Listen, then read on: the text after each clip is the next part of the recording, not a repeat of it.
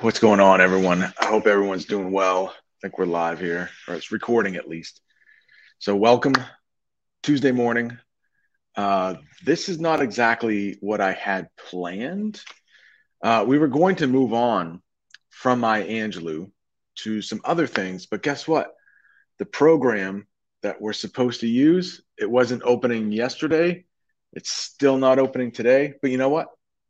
I'm not going to get mad. I was mad for a second, but then I thought about what Maya Angelou said. Remember this quote. It's good. If you don't like something, change it. Like I tried, I couldn't get in. So if you can't change it, change your attitude. So what I'm going to do is, or what we're going to do, I think we should, is still stick with the Maya Angelou stuff because it will kind of go along with what you're doing in Mr. Bim's class soon. And we're going to talk about baseball leagues for people who were black in the early 1900s. So by about World War II, 1945, it's kind of goes away. But I thought we could work in a little bit of sports. We never talk about sports in here, and I know that baseball it's a dying sport, isn't it? Not a lot of young people are going into baseball. It's just so boring, right? I can't sit and watch a game. But there's a lot of history in baseball. We talked about Jack Johnson, the boxer. He was a little bit before Maya Angelou's time, but and I know why the cage bird sings. Joe Louis is mentioned, and he's a boxer. So that sport, I always have trouble saying this word. That sport was integrated. So that means the races were together. And we basically only talk about the white race and the black race, I guess, right? There were other races at the time, but these were the two most populous. Most people in the United States in the early 1900s were either black or white. There were fractions of other races, but this gets the most coverage in American history. And unfortunately, Native Americans. We've talked briefly about Native Americans. We'll talk more, but in most cases, in the early 1900s in this country, most everything was segregated, especially in the South. We're going to talk about Jim Crow laws, which I know you will talk about in Mr. Bim's class. So this is a little bit of leaving Maya Angelou and then getting ready for Mr. Bim's class, what you'll be covering in probably 2022, maybe a little bit of this year left, but let's take a look at the article here. This will be available as a PDF for you if you want to use it along with the Google form that will be available. But don't worry about that today. Just worry about getting the information. Hopefully you're sitting back, relaxing. And I hope this is somewhat interesting. Even if you're not a sports fan, hopefully this is somewhat interesting. Hopefully you either like sports. Is baseball a sport? I guess it is. It's a boring sport. Hopefully either like sports or history, or you care about people when they're treated unfairly, because we have all three of those things going on here. So the title of this article is They Just Wanted to Play. You can see picture here, the words associated with the picture that describe it. It's called a caption. We do have a caption here. I'm not going to read that caption just because most of what is said in the caption is said in the article. But this is a team portrait from 1914, just to give you an idea. 1914 right there. And you can see all the players, I'm sure they would identify as black. What's this thing? Is that so this person can, is that like a little neck pillow so they can rest on the bus? I think it is. Back from 1914. I didn't know those existed. All right, here we go. Aaron Judge, Francisco Lindo, Mookie Betts, who played for the Red Sox at one time. These and numerous other black athletes represent some of the best talent in baseball. But if they had been born just a few generations ago, they would not have been allowed to play in the major leagues at all. There was a time when baseball was a segregated sport with two separate sectors, one white, one black. I'm pretty sure you all know what generations means. Right? I don't know why I'm highlighting that. But think about it. Your age, my age, I'm about your parents' age, right? Maybe a little older, but I'm in my 40s. If you go to your grandparents who are in their 70s, they were probably very, very young when this was happening. But certainly your great grandparents, certainly your great grandparents. Maybe even the grandparents were not quite born yet. Yeah. But it doesn't take many generations. You go back and then you got some awful things happening.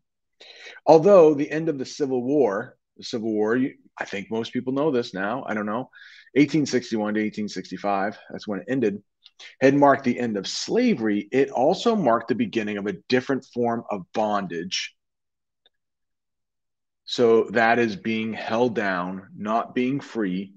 We had slavery at one time. That's an extreme form of bondage.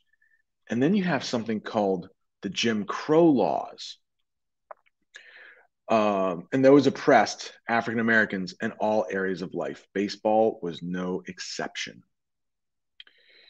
The year 1867 saw the first evidence of racial prejudice in baseball. Black players were banned from membership in the National Association of Professional Baseball Players, the game's first league. So 1867, not long after the Civil War ended.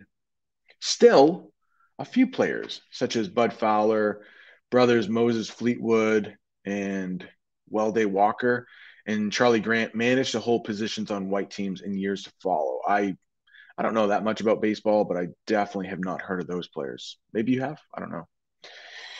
By 1885, however, not one black player was left in the major leagues. The era of segregated baseball had begun. Remember, segregated, the way I think of that is separate. Segregated, separate. Integrated, together. Turn of the century saw the dawn of what was then known as Negro baseball, with a few professional all-black teams playing against each other. At the time, the word Negro was considered a polite term for African Americans. Be careful with this word. When you're talking about baseball, it's okay. Probably that's the only time it's okay. Today, this word is considered offensive. During this early period, the teams made some attempts to form leagues, but none were successful. Enter Andrew Rube Foster. Actually, I've heard of this guy, Rube Foster. He earned a reputation as a star pitcher in the early 1900s. His real fame came as a team manager, though, when he molded the Chicago American Giants into a top-notch team. Eventually, Foster formed the Negro National League, the NNL, in the 1920s. The first successful black baseball league. The NNL had 8 teams: the Detroit Stars, Kansas City Monarchs, Cincinnati Cuban Stars, Chicago Giants, St. Louis Stars, Dayton, Marcos. There was actually an NFL football team from Dayton at one time. Indianapolis ABCs, and Foster's own Chicago American Giants. The first game in the new league was played on May 2nd, 1920, with the ABCs defeating the Chicago Giants 4-2. In 1923, 6 teams on the East Coast banded together, forming another professional league a year later. Top-notch team from each league competed in their first World Series, with the NNL Kansas City Monarchs triumphing over the Eastern League's Hilldale Club. It doesn't even sound like a baseball team. Hilldale Club. Kansas City Monarchs, yeah, that does. Hilldale Club, maybe that's why they lost. For a few years, both leagues were fairly successful, but when Foster became ill and died in 1930, the leagues foundered without strong leadership. By 1932, with the country in the depths of the Great Depression, neither league was able to operate. So this is often true when we're talking about segregation, is that if, when the Great Depression comes, and of course, even white people are starting to struggle, there will be no funding for any. At one time, there was um, this notion in this country when things were segregated, when things were separate. There was a notion, a saying you might hear in Mr. Bim's class called separate but equal. So, yeah, it's okay. Students who are black, students who are white, yeah, they're not going to the same school, but guess what? They're equal. They're getting equal education. That was never the case. That was never the case. The schools who taught white students always got way more money, better facilities. I mean, no question about it. No question about it. So when times were tough in the Great Depression, it just got even worse if you were black and in school. Okay. So separate but equal is going to be something that is said quite a bit, and it's a total lie. All right, let's make this a little bigger here. All right, 2 new leagues emerged to replace the old ones. There's a new NNL, started in 1933, and then something called the NAL. That started in 1937. These 2 groups form the basis of black baseball for the next 2 decades. Now, as we're reading this, I don't want you to have to remember the names of these leagues. I don't want you to have to remember the names of the players. If a couple big ones stick out, like we're going to talk about Jackie Robinson, he's like a really famous baseball player in history. But do not get bogged down with names of things here. Just understand like the big concepts, okay? Like the Great Depression made it, hard on everybody. And then we're going to talk about how there eventually will be one baseball player, Jackie Robinson, to break through. You'll often hear the color barrier, the color barrier. All right, that's coming up pretty soon. Let's see here. This is pretty crazy here. I have never heard this term, but that's okay because they give us context clues. So if you're reading something for a test, like the NWA, or soon you might be taking the SATs. My own kids, they're in high school, and they'll be taking the SATs, and you might get a very difficult passage to read. It's important to learn how to read those context clues because a lot of times, if you get to a word that's new and very difficult, if you just keep reading, the author, they actually might tell you what that word means, just right in the passage. And we get that here. And don't you hate that word passage when we're talking about reading? Always, almost always involves a test of some sort. But trying to get you ready to take some of those tests because it could help you out.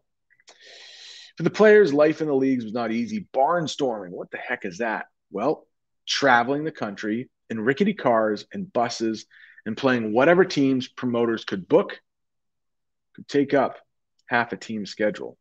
Barnstorming. So you're just traveling from one place to the other, maybe traveling a really long way in some pretty crappy conditions just to play a team. This is crazy here. You'll never see this again. I don't think in baseball. I don't think in Major League Baseball. Teams play every day, sometimes 2 or 3 games a day. Now I can see where a major league team would, because of a rainout, maybe they might play 2 games in a day, but I don't think you'll ever see a Major League Baseball team play 3 in a day. I just don't think that'll ever happen. 3 games a day meant playing after dark. Remember, this is we're talking the 1930s, and it's unlikely that there are lights here. One team, the Kansas City Monarchs, pioneered the regular use of artificial lighting for night games. Baseball did not stop at the end of the regular season in September. The leagues played winter ball in Florida, California, Latin America, especially Cuba. We're not going to go into the whole history of Cuba, but there was a time when Cuba wasn't an enemy of the United States, and this is the time. Cuba. It's quite a beautiful island. A lot of times, if there were cars, they would turn the car headlights on and that would serve as the artificial light. All right. Next paragraph here. At first, the teams played whenever they could rent a field, usually only the inferior, not as good, inferior, semi professional, or minor league parks. But as black baseball prospered, teams began renting major league stadiums. Eventually, every major league ballpark began hosting their games, both regular contests and exhibitions against white teams. Beginning in the early 1930s, all-star teams of players from both leagues regularly played exhibitions against the best white major leaguers of the day. The quality of play was very high. Black all-stars regularly beat their white counterparts. Some historians have estimated that they may have won as many as 70% of their games. Right there, let's highlight that. It's pretty important. And I would think, now there's no evidence of this in the text, but you would think that the umpires were probably white, and they probably weren't getting very fair calls all the time, the black baseball players, and yet they were still competing and oftentimes winning. Counterparts, if you've never heard that before, it's just like, come on, pop up for me. It's not popping up. It just means like, yeah, maybe because it's highlighted. It just means like the other side. So like Auburn teachers, our counterparts might be the teachers in Lewiston. It's just like you're kind of exact opposite. So if it could be a baseball team, could be a basketball team here. I know there were some games last night. Your counterparts would be just the other team. Kind of working together, almost the same, but you just are in a different place or something like that. Still, the respectability of playing major league facilities could not erase the stigma of racial discrimination. So don't forget, there's a great movie. Okay, there's a great movie called 42. I don't think we could ever show it here but it talks about Jackie Robinson. We'll get to him in a minute.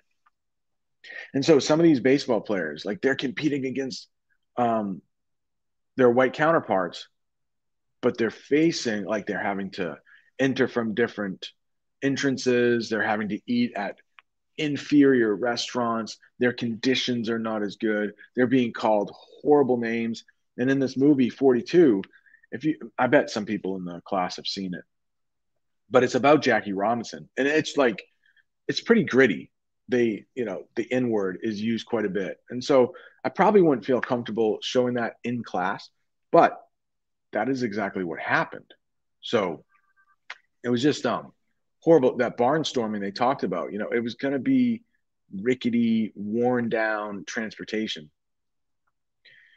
All right. Stigma, though, I did want to talk about that. If you've never seen that word, it's a bad mark on something. So hopefully a lot of people will look back at the history of the way other races were treated. Women were treated in the 1930s, 40s, 50s, 60s, whatever, even 70s, 80s. And there would be a stigma on our society. It's like, a bad mark on it. It's like, it's a little embarrassing. So unfortunately, there was a stigma if you were black in the 1930s and you had to face all kinds of racial discrimination. Okay, get rid of that. And now we're going to talk about how some of that is different. Almost done here. We might not even finish the end. Yeah, because this is going on a little long, but we're on this paragraph right here. And again, a lot of names here at the end. Do not worry about the names. Still, the respectability of playing in major league facilities could not erase the stigma of racial discrimination. The news media virtually ignored the teams. The black players were refused the use of showers and locker rooms. On the road, segregated hotels meant that black players had to sleep at the ballpark, in their buses, or in second-rate hotels. Despite these difficulties, the leagues had thousands of loyal fans who turned out in force to cheer their favorite stars, such as now Satchel Paige, that guy, he's actually quite famous, but Buck Leonard, Cool Papa Bell, Smokey Joe Williams, Josh Gibson, nicknamed the Black Babe Ruth. I've only heard of Satchel Paige, but pretty, pretty, pretty famous person. In this paragraph, this will be our last one, but this is when finally, and notice the year, but we'll get to that in a minute. But here in the green, well, I should highlight it in something else. By 1945, black baseball was at its peak. The leagues were stable, player salaries were good, and attendance was increasing. That year, however, a young man named Jackie Robinson changed the course of baseball history. Robinson became a member of the Kansas City Monarchs. Halfway across the country, the general manager of the Brooklyn Dodgers, Branch Rickey, was keeping an eye on the rookie shortstop. In August, Rickey made Robinson a historic offer. He wanted Robinson to join the Brooklyn organization, playing with the team's top farm team. Farm team is the team that is not quite as good as the professional, but they're working hard, and one day they might play with the professionals. And this club was the Montreal Royals. Robinson eagerly accepted. And after a year with the Royals, he was brought up to play with the Brooklyn Dodgers. In 1947, Jackie Robinson became the first black player in the modern major leagues. And if you know anything about baseball, he wore 42, and now no player in Major League Baseball can wear 42 because his number has been retired by every team in the league. And there's one day, it's called Jackie Robinson Day, where actually every single player wears 42, just out of respect for Jackie Robinson breaking the color barrier. But if you notice, it's 1947 is when he actually plays that first modern baseball game. He officially broke through that color barrier. And remember, the World War II was a big change in equality. It still would take a long time for everything to get better. But we had talked about this already. World War II brought a lot of young men, white men, and black men overseas to fight. The units in World War II were definitely segregated.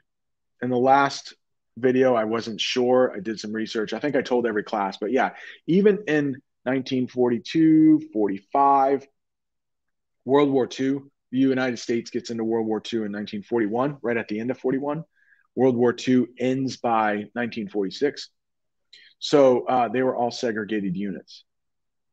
But while men were fighting overseas in Europe and in Asia, that meant there were jobs for women and other people who weren't able to get those jobs before.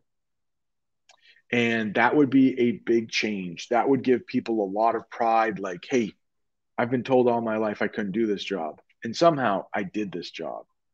So it would take another like 20 years or so in the late 1950s, early 1960s, where more equality, or at least a fight for equality, where you hear names like Maya Angelou hung out with Malcolm X and Dr. Martin Luther King Jr., they would come to the forefront and start demanding more equal treatment.